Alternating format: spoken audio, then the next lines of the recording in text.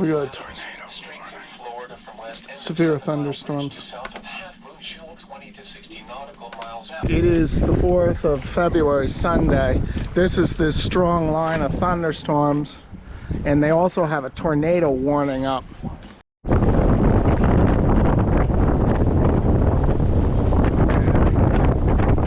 comes the rain. No hail. That's good. Woo! It is raining.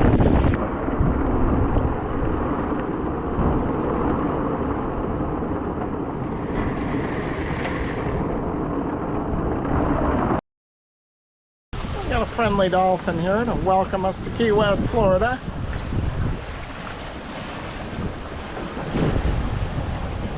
It's funny how they seem to know when you pull a camera out. They all get lost. So anyway, right up there, that's Key West, Florida.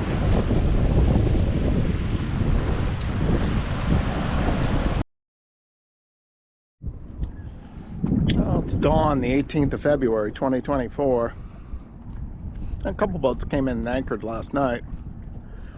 I'm just about to pick up, but not to leave Key West. I'm going to go on the other side of Fleming Key and anchor, because we've got this front going through. And it's going to blow out of the west-southwest. It'll be fine for that. However, it's going to come, we're going to get a blast out of the north pretty strong. 20 to 30 knots. And I just don't trust this holding here in Garrison Bight, as I've dragged anchor here before.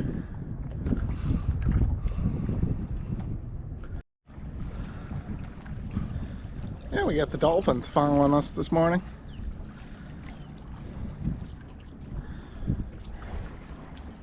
So here we go through this famously tricky little channel. And we're not going to be able to lay the last bit of it. Now, OpenCPN says we should have favorable current, so I only got the mainsail up, so we're going to be pretty slow here. Now, this is pretty well far away from all other boats here. So, if I do drag anchor, I got plenty of room to drag. They say the holding here is better than in Garrison Bight. And you can see it looks pretty exposed, but... And it is from the wind, but not from the waves, because you can see a wrecked boat right there. So that's wrecked in about 3 feet of water. And then these little homes here, they're sitting on the flats. So all around here is just all really shallow water. Now the front is definitely passing. We've swung a good 60 degrees here. Maybe close to 90 degrees as the wind is veering northwest. Still have light rain. Normally I don't worry about the spade anchor at all, but the holding around Key West is spotty. But they tell me on the west side of Fleming Key here it's better holding.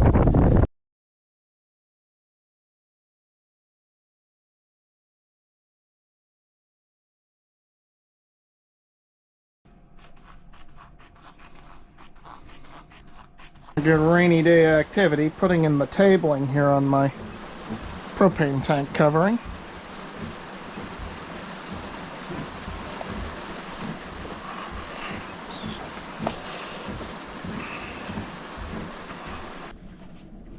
So next task here is to do the roping.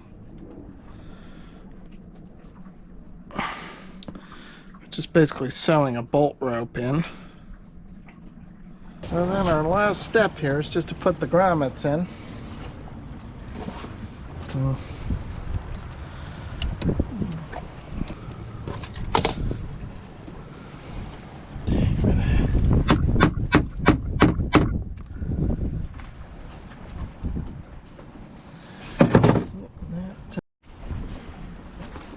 Alright, should we go try it out here?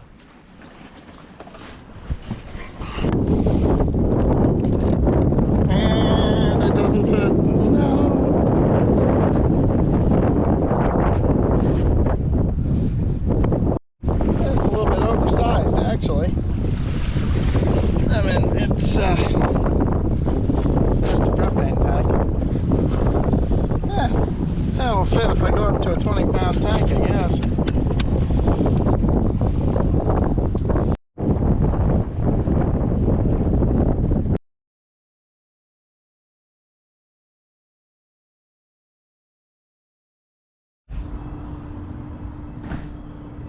Now there was this convenient little spot in the mangroves you could tie up.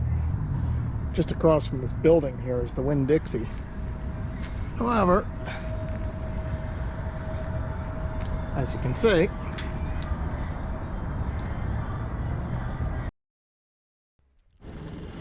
when I got to Marathon is when I sensed something was up. In and around Biscayne Bay, I had noticed, however, that the public water taps were becoming tougher to find. Dinner Key Marina used to have a tap just above the dinghy dock, but they had removed it. When I arrived in Marathon, I proceeded to the city marina to get a dinghy pass for a couple of days so I could use the showers and the facilities and fill up on water. When I checked in, however, they were more particular about usual about my documentation, specifically the documentation for the boat. I emailed them a photocopy of my U.S. Coast Guard documentation. However, the slip of paper was out of date.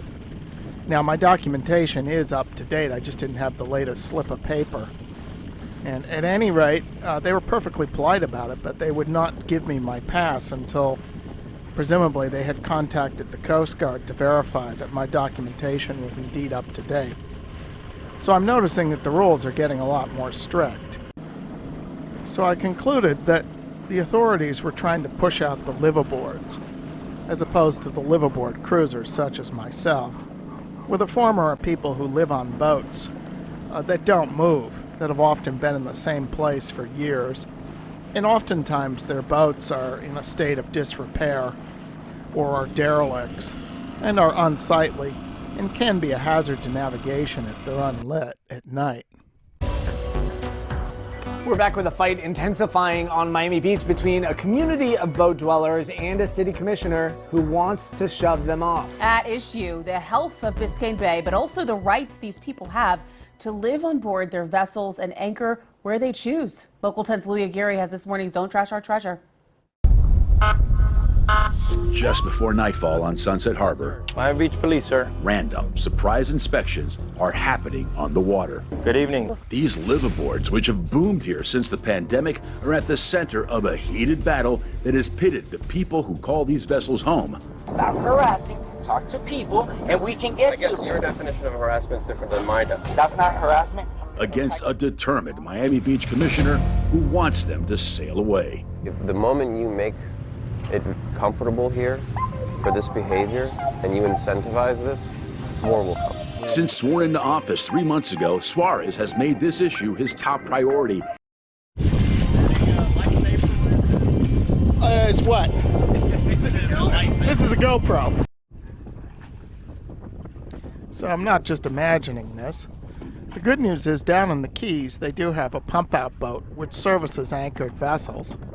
And for free, by the way. And they do empty composting toilets.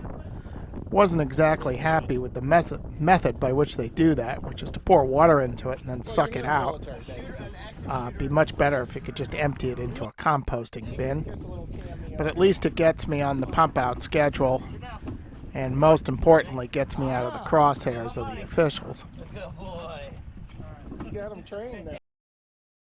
Commissioner David Suarez has made cracking down on these liveaboards his top priority, I mean, it literally is a ticking time bomb. accusing them of compromising the health of Biscayne Bay by polluting the water with their waste and damaging the seagrass by recklessly mooring on top of it. I've been in the water myself. I dove down and I see the anchors scraping the seagrass. But recent inspections by Miami Beach Marine Patrol and FWC proved otherwise.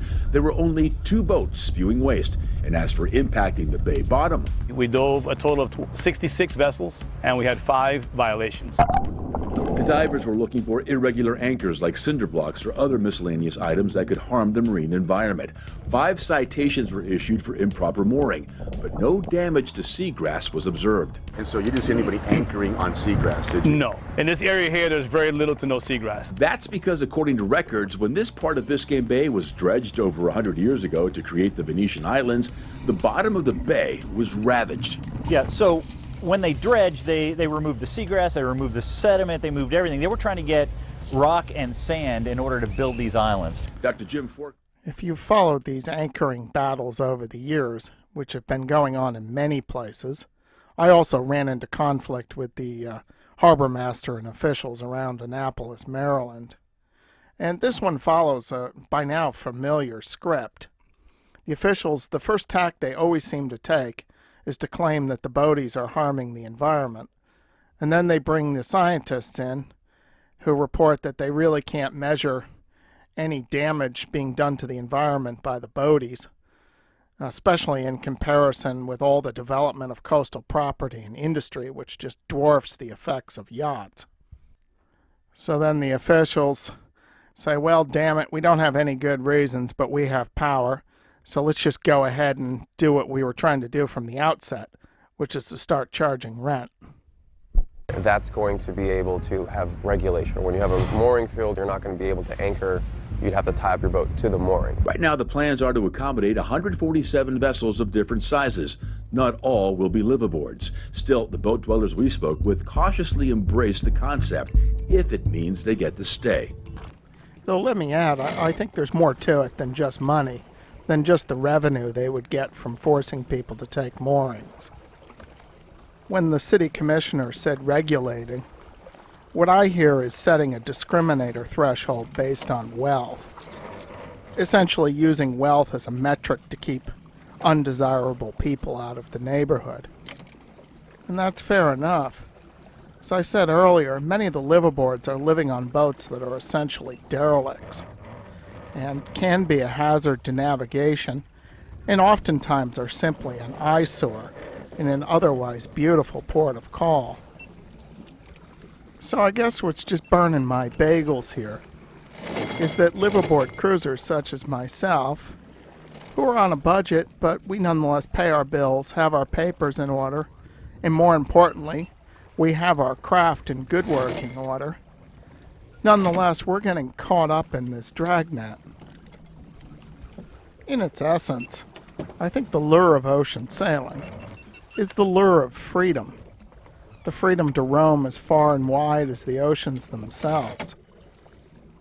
Most of us accept that we're going to have to spend a period of our lives working jobs and invariably putting up with a lot of petty politicking jerks in order to earn enough money to get to our dreams. So when we finally do cast off the dock lines to sail the ocean blue, we feel like we've earned it. We have a right to it. So when I come across officials like David Suarez, my heart starts to sink. He clearly hates the fact that the waterways are public and wants to regulate them. I can't stop my mind from running to the logical conclusion, should these little Caesars get their way. There will be a day when you won't be able to sail anywhere without having some stooge descending on you, asking for your papers, telling you where you can and cannot go, telling you how to run your ship. That's one way of doing it. Consider supporting this channel by becoming a patron. As a patron, you will be able to view my videos free of ads. You will also be able to leave comments, ask questions, and message me directly. You can become a patron for as little as $5 a month.